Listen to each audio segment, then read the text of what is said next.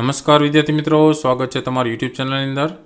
ધોરણ 9 ની અંદર હિન્દી વિષયમાં અલગ અલગ આપણે સ્વાધ્યાયના પ્રશ્નોત્તર જોતા જોઈએ છીએ, પણ અલગ અલગ હેતુલક્ષી પ્રશ્નોત્તર તરીકે પાઠ કે કાવ્યના જે નાના પ્રશ્નો જવાબ છે એ દરેક નાના પ્રશ્નો પણ ઘણી વખતે એક્ઝામમાં પૂછાતા હોય છે, સાથે વ્યાકરણલક્ષી પ્રશ્નોત્તર પણ પૂછાતા હોય છે। તો એવા નાના પ્રશ્ન જવાબ પાઠ કે કાવ્યના અને વ્યાકરણલક્ષી પ્રશ્નોત્તર છે દરેક એ આવનારી પરીક્ષા માટે ઘણી વખતે ઉપયોગી થતા હોય છે। તો એવા વિડીયોઝ છે એમની આપણે ચર્ચા કરવાના છીએ, જેથી કરીને નાના પ્રશ્નો છે એ આવનારી પરીક્ષા માટે પણ ઉપયોગી થાય। તો એવી જ રીતના 16મો પાઠ છે ભારતીય સંસ્કૃતિ મેં ગુરુ શિષ્ય સંબંધ, એ ગદ્ય પાઠ આપેલો છે આનંદ શંકર માધવને, અને આ પાઠને લગતા જે કાંઈ હેતુલક્ષી પ્રશ્નોત્તર છે એ દરેક હેતુલક્ષી પ્રશ્નોત્તર અંત સુધી જોજો, જેમાં પાઠને લગતા નાના પ્રશ્નો આવી જશે અને વ્યાકરણલક્ષી પ્રશ્નો પણ આવી જશે। અને ચેનલની અંદર બીજા પણ ઘણા બધા પાઠના કાવ્યના વિડીયોઝ છે, એ જોવા હોય તો સરળતાથી તમે ઉપર પ્લેલિસ્ટમાં જશો, ત્યાં તમને સ્ટાન્ડર્ડ 9નું હિન્દીનું પ્લેલિસ્ટ નીચે જોવા મળશે। એમાં તમને હિન્દીને લગતા બીજા ઘણા બધા વિડીયોઝ જોવા મળશે, અને તમારા ધોરણ પ્રમાણેના બીજા વિષયના પણ ઘણા બધા વિડીયોઝ છે, જો એ ન જોયેલા તો એ પણ તમે જોઈ લેજો, બરાબર। પ્લેલિસ્ટમાંથી તમને સરળતાથી મળી જશે, વિડીયો સેક્શનમાં મુકાતા જ હોય છે, પણ પ્લેલિસ્ટની અંદર તમને ડાયરેક્ટ બરાબર જે પ્લેલિસ્ટ છે એમની અંદર જશો ને એમાં તમારે અલગ અલગ પાઠના કાવ્યના બધાય મળી જાય, બરાબર। તો આ હેતુલક્ષી પ્રશ્નોત્તર આવનારી પરીક્ષા માટે પણ ઉપયોગી થશે, માટે ચેનલને સબસ્ક્રાઈબ કરીને બેલ આઇકન પર ક્લિક કરી દેજો, જેથી કરીને નવા એટલે જેટલા વિડીયોઝ મુકાય ને એની નોટિફિકેશન દ્વારા સૌપ્રથમ તમને જાણ થશે।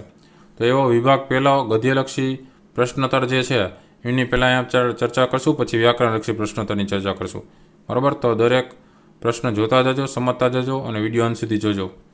જોઈએ હવે गद्यलक्षी प्रश्नोत्तर। प्रश्न पहला है सही विकल्प चुनकर रिक्त स्थानों की पूर्ति कीजिए। खाली जगह पूरवानी है। पहलू है विदेश जाना भारतीय लोगों को खाली जगह जैसा लगता है, तो विदेश जाना भारतीय लोगों को स्वर्ग जैसा लगता है। दूसरा है रविंद्रनाथ ठाकुर को खाली जगह पुरस्कार मिला था, तो रविंद्रनाथ ठाकुर को नोबेल पुरस्कार मिला था। तीसरा वाला है एक बार सुप्रसिद्ध भारतीय खाली जगह गामा मुंबई गए, तो पहलवान गामा मुंबई गए। चौथा है रामकृष्ण परमहंस वर्षों तक योग्य खाली जगह खोजते रहे, तो रामकृष्ण परमहंस वर्षों तक योग्य शिष्य खोजते रहे। पांचवा है अब शिक्षण कार्य खाली जगह पालने का साधन बन गया है, तो अब शिक्षण कार्य पेट पालने का साधन बन गया है। उसके बाद दूसरा प्रश्न है निम्नलिखित विधान सही है या गलत, यह बताइए। पहला वाला है आज शिष्यों को शुल्क देकर विद्या प्राप्त करनी पड़ती है, तो यह विधान सही है। दूसरा है विदेशों में कदर होने के बाद भारत में लोग व्यक्ति को सम्मान देते हैं, तो यह विधान भी सही है। तीसरा है संगीतकार की अपेक्षा श्रोता अधिक मूल्यवान है, तो यह विधान भी सही विधान है। चौथा वाला है सेवा लेने और देने की वस्तु है, तो यह विधान गलत विधान है। पांचवा है हमारे देश में ज्ञान पाने के लिए मैक्स मुलर ने जीवन भर प्रार्थना की थी, तो यह विधान सही विधान है। उसके बाद तीसरा प्रश्न आता है निम्नलिखित प्रश्न के उत्तर एक एक शब्द में लिखिए। इसमें पहला वाला है प्राचीन समय में भारत में विद्यालय किसके समान थे, तो उसका उत्तर आएगा आश्रम अथवा मंदिर के समान थे। दूसरा है शिक्षक आज कैसे बन गए हैं, तो शिक्षक आज वेतनभोगी बन गए हैं। तीसरा प्रश्न है विदेश जाना भारतीय लोगों को कैसा लगता है, तो उसका उत्तर है विदेश जाना भारतीय लोगों को स्वर्ग जैसा लगता है। चौथा है रामकृष्ण परमहंस के बहुत प्रार्थना करने के बाद कौन सा शिष्य मिला, तो बहुत प्रार्थना करने के बाद उसे स्वामी विवेकानंद जैसा शिष्य मिला। उसके बाद प्रश्न नंबर चौथा है सही वाक्यांश चुनकर निम्नलिखित विधान पूर्ण कीजिए। जिसमें पहला वाला है गुरु शिष्य संबंधों में परिवर्तन आ गया है क्योंकि उसका उत्तर है गुरु शिष्य संबंध में परिवर्तन आ गया है क्योंकि आज हमारी संस्कृति व्यावसायिक हो गई है, तो उसमें उत्तर आएगा क वाला ऑप्शन। दूसरा है गुरु को संतान न होने पर उतना दुख नहीं होता जितना उत्तम शिष्य न पाने पर होता था, उसमें उत्तर आएगा ब वाला ऑप्शन। उसके बाद तीसरा प्रश्न है उपनिषदों में आचार्यों ने कहा कि उसमें उत्तर आएगा सेवा देने की वस्तु है लेने की नहीं, तो उसमें अ वाला ऑप्शन आएगा उत्तर में। उसके बाद प्रश्न पांचवा है निम्नलिखित प्रश्नों के साथ दिए गए विकल्प में से सही विकल्प चुनकर उत्तर लिखिए। पहला वाला है रविंद्रनाथ ठाकुर को कौन सा पुरस्कार मिला था, तो उसमें उत्तर आएगा नोबेल पुरस्कार मिला था, आंसर में बी ऑप्शन आएगा।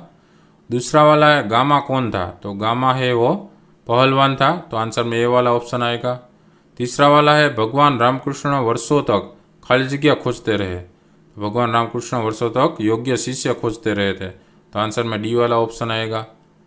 चौथा वाला है उत्तम गुरु में कौन सी भावना नहीं रहती, तो उत्तम गुरु में जाति भावना नहीं रहती है, तो उसमें उत्तर आएगा सी वाला ऑप्शन जाति भावना।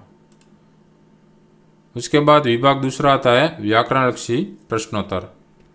तो व्याकरण लक्षी प्रश्नों भी आप अंत तक देखिएगा। देखते जाते हैं व्याकरण लक्षी प्रश्नोत्तर। प्रश्न पहला है निम्नलिखित शब्द के पर्यायवाची शब्द लिखिए, तो ये सभी के पर्यायवाची कैसे होते हैं वो हम देखते जाते हैं।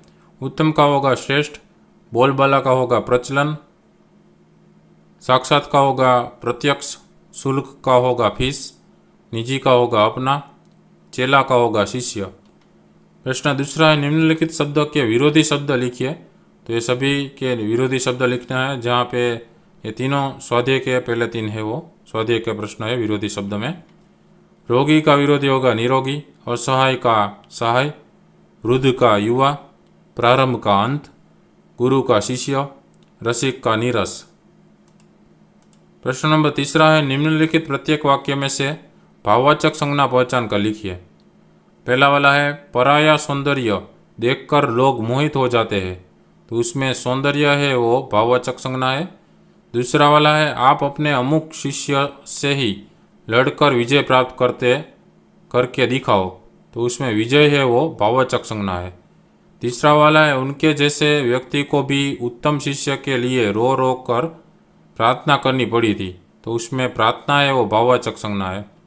चौथा है उत्तम गुरु में जाति भावना भी नहीं रहती, तो जाति है वो भाववाचक संज्ञा है।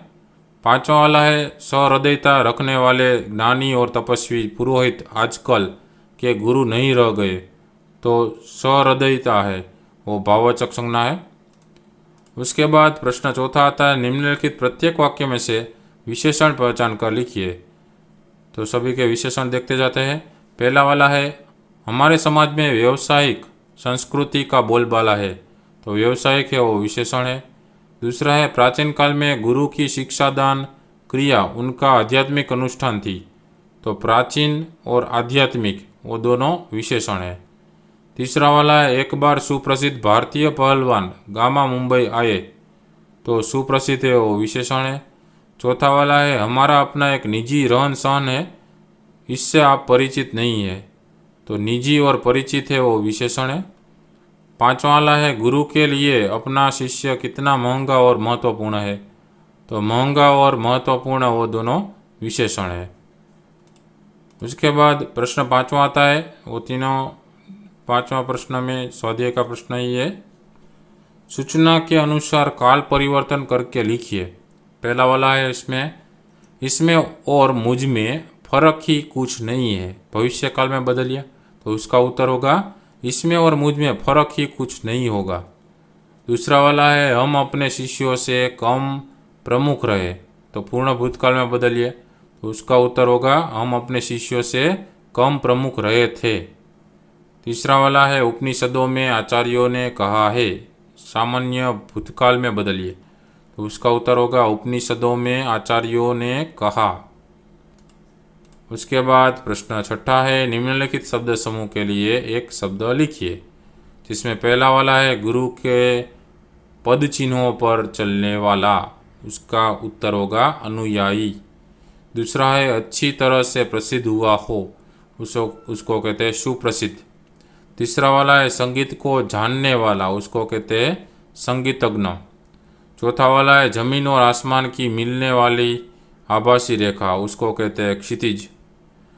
उसके बाद पांचवा है वेतन पर गुजारा करने वाला, उसको कहते हैं वेतनभोगी। छठा वाला है याद रखने लायक, उसको कहते हैं स्मरणीय। सातवां है रस का आस्वाद करना, मतलब रसास्वादन। आठवां वाला है राम की कथा कहने वाला, उसको कहते हैं रामायणी। उसके बाद सातवां प्रश्न आता है निम्नलिखित मुहावरों के अर्थ देखकर वाक्य में प्रयोग कीजिए, जिसमें पहला वाला है गधे को गणित सिखाना, मतलब अयोग्य को ज्ञान देना, व्यर्थ प्रयास करना। उसका वाक्य है मूर्ख को पढ़ाना गधे को गणित सिखाने जैसा है। दूसरा वाला है हैरान कर देना, मतलब चकित कर देना। उसका वाक्य है जिसे मैं साधु समझता था उसने शैतान बनकर मुझे हैरान कर दिया। तीसरा वाला प्रश्न है नाम कमाना, मतलब यश पाना, प्रसिद्धि पाना।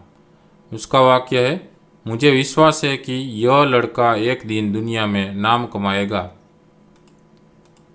उसके बाद चौथा, पांचवा, छठा स्वाध्याय का है। चौथा है ताकते रहना, मतलब आश्चर्य से देखते रहना। उसका वाक्य है मेरा हाथ में ट्रॉफी देखकर पिताजी मुझे ताकते रह गए। पांचवा वाला प्रश्न है पसीने की कमाई, मतलब कठिन परिश्रम का फल। उसका वाक्य है इंजीनियरिंग की यह डिग्री मेरे पसीने की कमाई है। छठा वाला प्रश्न है रंग जाना, मतलब गहरा प्रभाव पड़ना।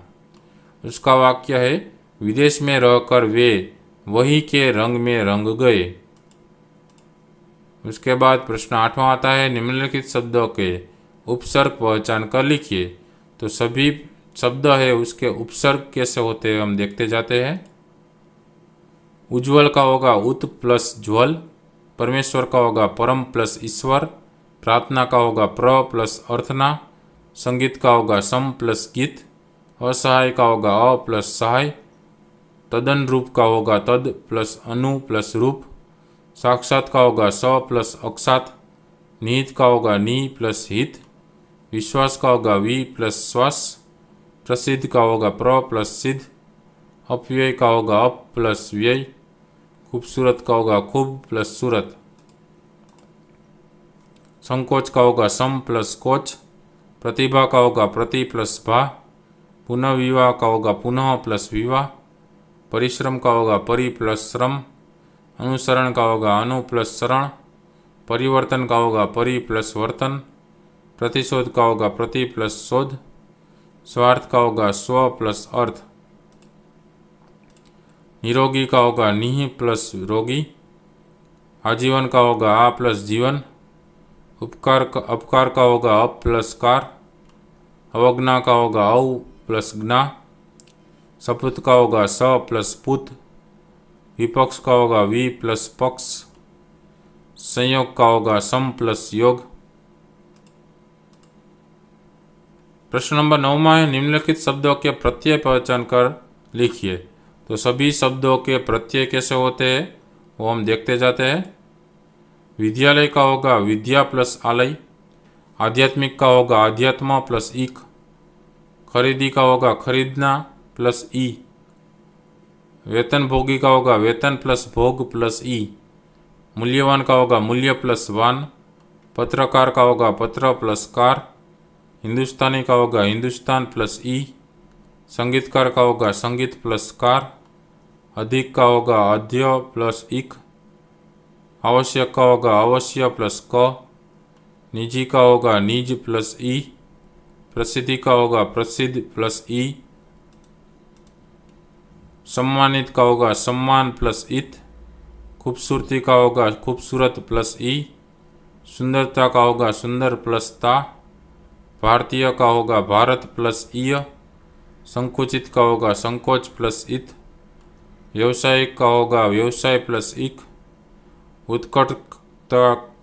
उत्कटता का होगा उत्कट प्लस ता, स्मरणीय का होगा स्मरण प्लस ईय, रसिक का होगा रस प्लस इक, चचेरा का होगा चाचा प्लस एरा,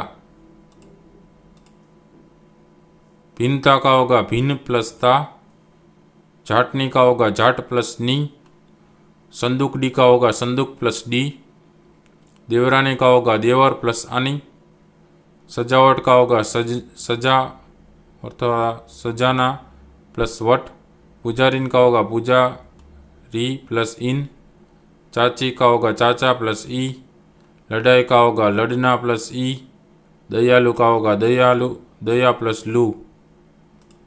तो विद्यार्थी मित्रों आ पाठ ने लगता अलग अलग नाना प्रश्न जवाब तरीके हेतुलक्षी प्रश्नोत्तर અને વ્યાકરણલક્ષી પ્રશ્નોત્તર જે આવનારી પરીક્ષાની અંદર પણ પૂછાઈ શકે છે। માટે વિડીયો ગમે તો લાઇક કરજો, કોમેન્ટ કરજો અને તમારા મિત્રોને પણ વિડીયો જરૂરથી શેર કરજો। જેથી કરીને આ અલગ અલગ પ્રશ્નોનો જવાબ એમને પણ ખ્યાલ આવે કઈ રીતના પ્રશ્નોના જવાબ આવતા હોય છે। સાથે ચેનલમાં બીજા પણ ઘણા બધા વિડીયોઝ મુકાતા હોય છે, તો એ ન જોયેલા હોય તો એ પણ તમે જોઈ લેજો। ઉપર ચેનલમાં પ્લેલિસ્ટમાં જશો ત્યાં તમને નીચે સ્ટાન્ડર્ડ 9થનું હિન્દીનું પ્લેલિસ્ટ જોવા મળશે। એની અંદર હિન્દીને લગતા બીજા પાર્ટના સ્વાધ્યાયના અને હેતુલક્ષી દરેક પ્રશ્નોત્તર જોવા મળશે। સાથે તમારા ધોરણના બીજા પણ ઘણા બધા વિષયના બરાબર વિડીયોઝ તમને જોવા મળશે પ્લેલિસ્ટની અંદર, તો એ પણ ન જોઈએ તો પણ જોઈ લેજો। ચેનલને સબસ્ક્રાઈબ કરીને બેલ આઇકન પર ક્લિક કરી દેજો, જેથી કરીને નવા જેટલા વિડીયોઝ મુકાય છે એમની નોટિફિકેશન દ્વારા તમને જાણ થાય। ફરી પાછા નવા વિડીયો સાથે મળીશું, ત્યાં સુધી તમારી કાળજી રાખજો। Thank you very much and take care.